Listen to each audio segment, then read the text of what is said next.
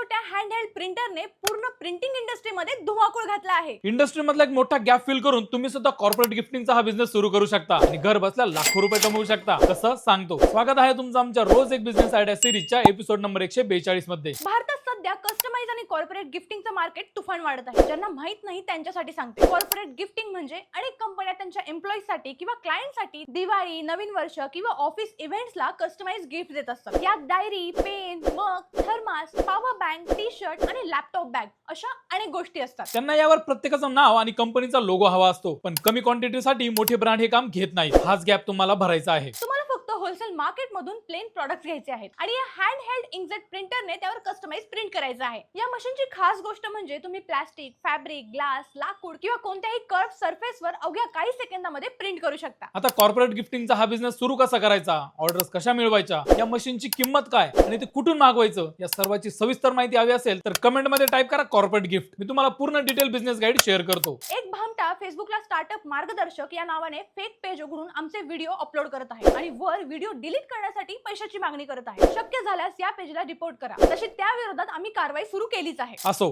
अशा सॉलिड आणि भन्नाट बिझनेस आयडियासाठी आम्हाला फॉलो आणि सबस्क्राईब नक्की करा. धन्यवाद.